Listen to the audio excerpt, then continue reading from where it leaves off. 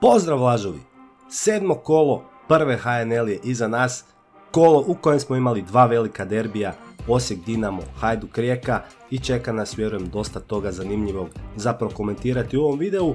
I da ne razvlačim previše, udrite taj like, pretplatite se na kanal ako već niste, možete nas zapratiti i na Instagramu @lažna9 i krećemo odmah na prvu tekmu Slaven Belupo, hrvatski dragovoljac, u kojoj su farmaceuti, ja bih rekao, očekivano izdominirali praktički cijelu utakmicu, ali nisu uspjeli zabiti zgoditak. U 76. minuti možda se i prelomila tekma kada je Nemanja Glavčić zbog jednog prekršaja dobio drugi žuti, to jest crveni karton, a sve je završilo eurogolom Benedikta Mioća, koji je sa nekih 25 metara lijevom opalio, savladao Ivana Čovića i poslao Pauka direktno na respirator. Prvi bodovi za hrvatski dragovoljac ove sezone i nastavak muke Slaven Belupa, koji treću utakmicu za redom gubi, 3 utakmice za redom nisu uspjeli postići pogodak, a sjećate se kako je sve počelo u prvom kolu. Slaven Belupo pobjedio je zagrebački Dinamo u gostima sa čak 2:0. U prvoj subotnjoj utakmici Lokomotiva je ugostila Goricu i koliko sam ja uspio vidjeti, po meni su Lokosi ostavili bolji dojam, međutim na kraju se ipak Gorica vratila kući sa sva 3 boda.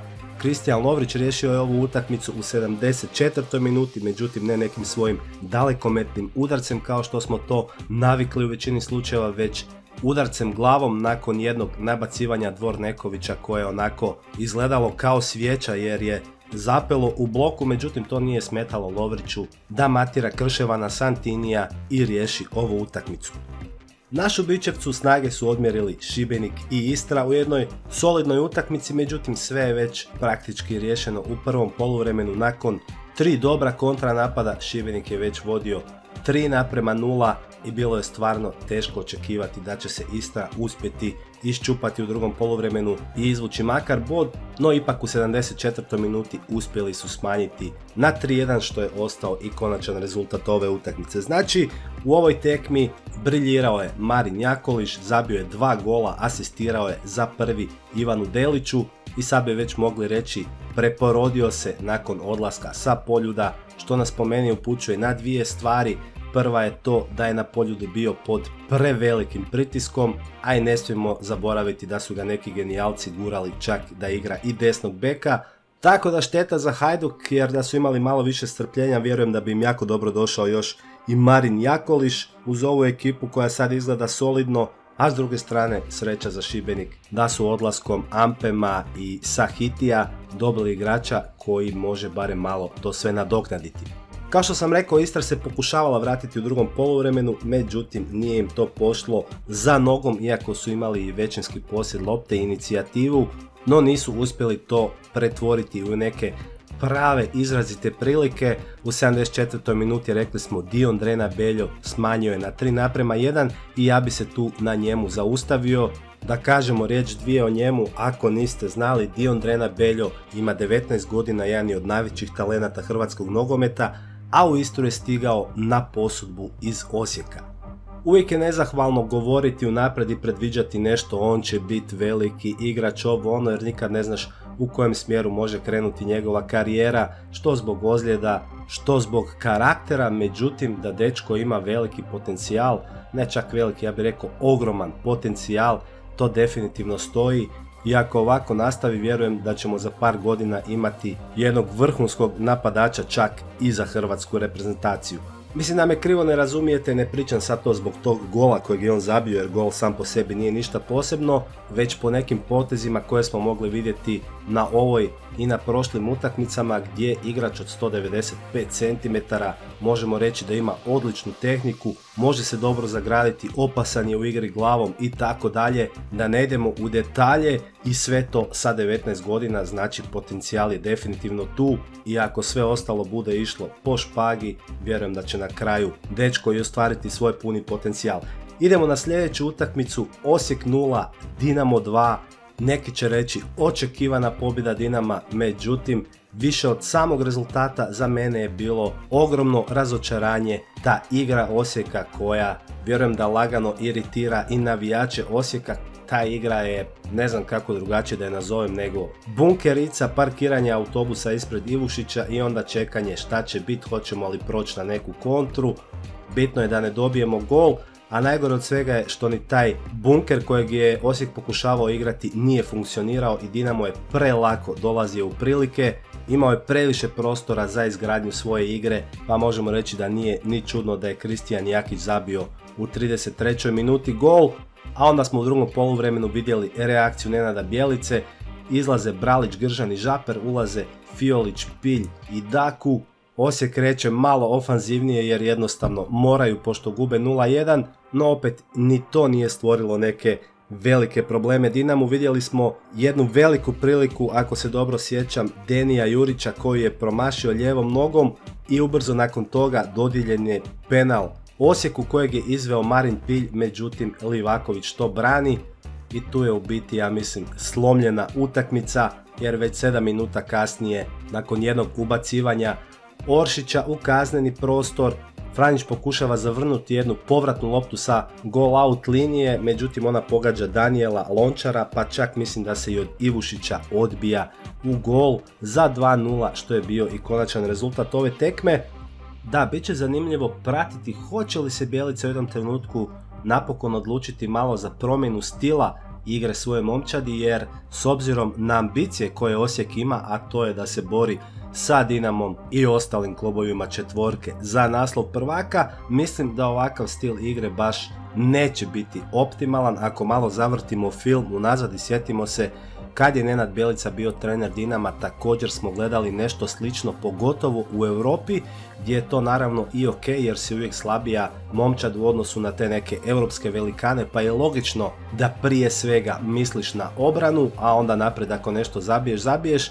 Pa kad se sjetimo da je Dinamo pod Bjelicom na mišiće pobjeđivao jako puno utakmica u HNL-u, gdje je istina Bjelica jako mijenjao i početnih 11, znači praktički jedna ekipa igrala Europu, druga prvenstvo, veliki dio sezone, ali opet su to bile većinom utakmice, zabijemo jedan gol i onda se malo povučemo i čekamo jer to nam je dovoljno da uzmemo sva 3 boda. Znači jednom Dinamu bi to prolazilo i je prolazilo jer je u odnosu na ostatak lige imao daleko kvalitetnije igrače, međutim sada u Osijeku to baš ne miriši na dobro. Znači Osijek je povezao 2 poraza u nizu i poslije Bjelica, ja mislim čak i sam izjavio da mu se to nije dogodilo 6 godina da izgubi 2 utakmice za redom, tako da ne znam, vidjet ćemo kako će to dalje izgledati. Zašto Ajmer Hiroš dobiva jako malu minutažu, svi kažu da nije spreman, da se u BiH ligi puno manje trči nego u Hrvatskoj, pa da on to onda ne bi mogao izdržati takav ritam da starta stalno u prvih 11, što je moguće,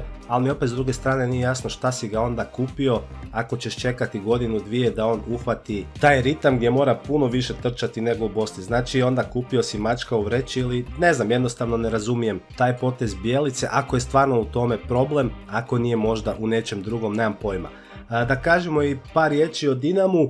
2 stvari su mi onako baš jako zanimljive i jako su aktualne, a prva je da je nakon svih onih medijskih bombi i krafni bačenih nama u oči preko novinarskih portala kako Jakić sabotira Dinamo i kako je odbio trenirati sa ostalim ozlijeđenim igračima uoči utakmice sa Šerifom, pa je onda odstranjen iz momčadi zbog discipline i čovjek sad zaigra u prvih 11 i bude jedan od najboljih igrača. Mislim, taj dio priče mi stvarno nije jasan kako je to moguće da si jučer bio negativac, a danas si opet u prvih 11 i najvažniji si igrač. Znači, nešto opasno smrdi u toj cijeloj priči.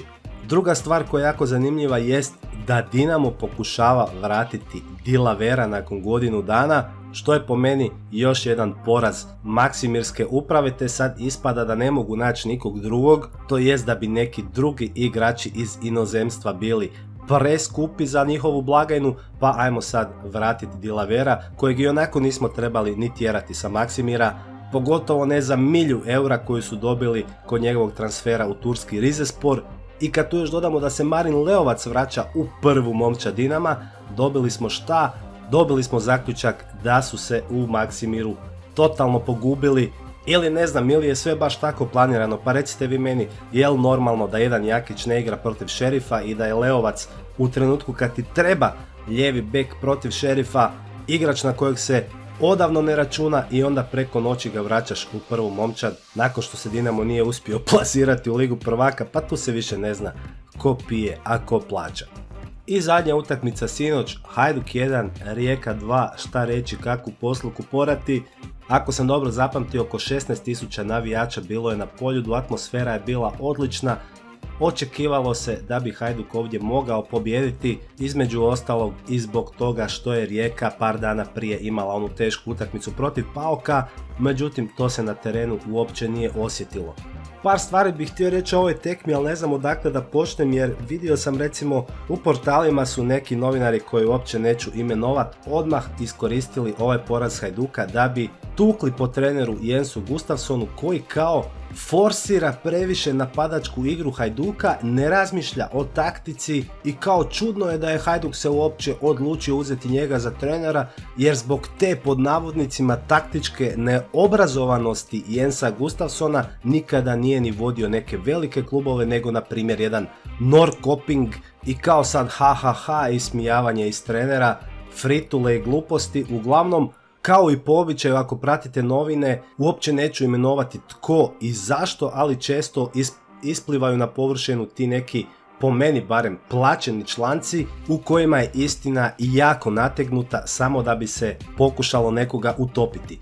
Znači, ako Hajduk neće igrati napadački na Poljudu, pa kako će onda igrati? Šta treba igrati bunker ko Osijek i braniti se u jednom derbiju protiv Rijeke i igrati na 0-0 pred 16.000 navijača na Poljudu? Meni je to stvarno totalna glupost.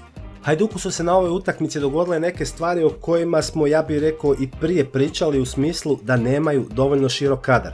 Već u kojoj 12. minuti ozlijedio se Lovrančić, zamijenio ga je Delova, koji se nije baš najbolje snašao u toj ulozi desnog beka, jer on je, ako se ja ne varam, prije svega klasični centralni branič, može odigrati tog desnog beka, ali u jučerašnjoj utakmici to nije dobro funkcioniralo i zato ga je Jens Gustafsson i vadio u 55. minuti kada je ušao Dovček, a Čolina je onda prešao na desnog beka, što nam znači da se išlo iz improvizacije u novu improvizaciju i nije ni čudo da stvari nisu dobro funkcionirale. A kad pogledamo kako je Hajduk primio 2 gola, dakle kod oba su zakazali Delova i Sahiti, oba gola pala su po desnoj strani Hajdukove obrane i mislim šta sad to znači, da Jens Gustafsson je trebao staviti koga da igra desnog beka umjesto Delove ili umjesto Čoline. Mislim, to su stvarno nebuloze. Prince Ampem odigrao je praktički utakmicu života, bio je velika enigma za Hajdukovu obranu, bio je jednostavno prebrz.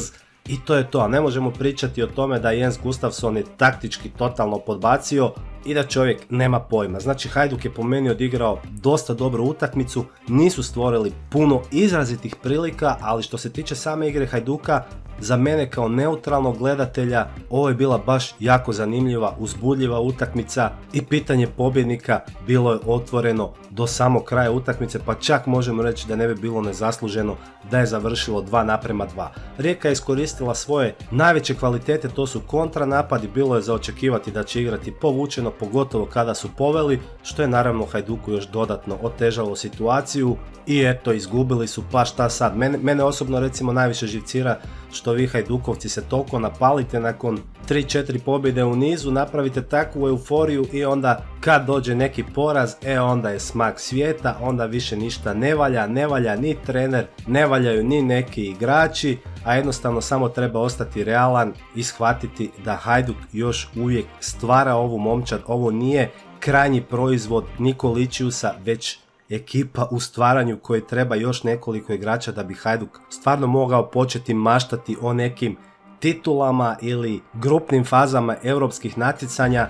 Znači, za to će trebati još vremena, barem još jedan prelazni rok, ovaj zimski, ako ne još onaj ljetni, pod uvjetom da previše igrača ne napusti Poljud, pa vjerujem da ćemo tek sljedeće sezone vidjeti pravu sliku rada Jakobušića, Nikoličiusa i svih ostalih na Poljudu, a o tome smo i pričali u nekim videima kada je Nikoličius i postao sportski direktor.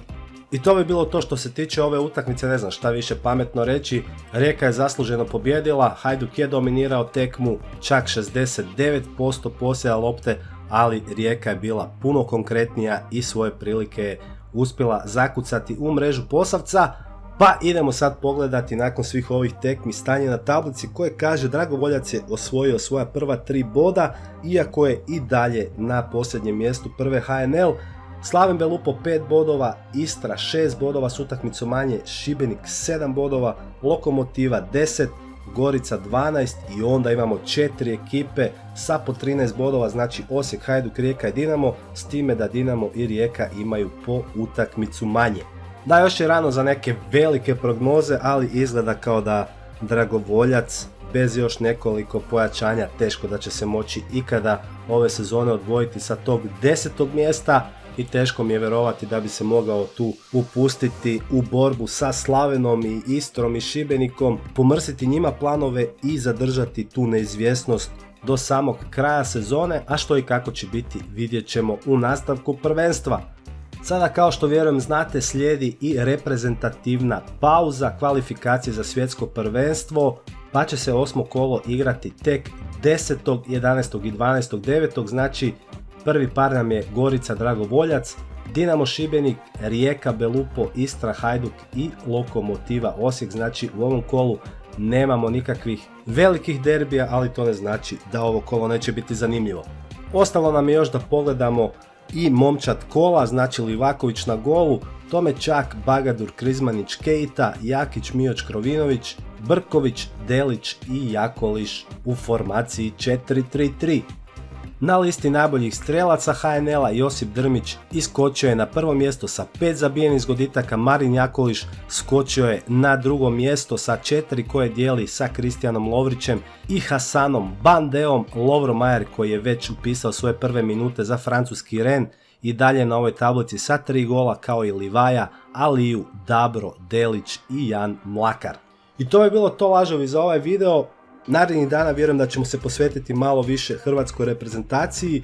Luka Modrić i Ante Budimir neće igrati u sljedeće barem 2 utakmice za reprezentaciju, pa možda sutra malo i to iskomentiramo. A do tada, hvala vam što ste pogledali ovaj video, uživajte mi u ostatku dana i lijep pozdrav svima.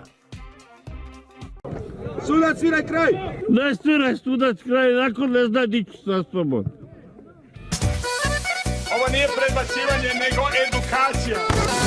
Vi budite prijatelji, vi preuredite diskoteku, zatvorite kafić, razbite diskoteku, razbite hotel, Dinamo, ja ćemo sve platiti.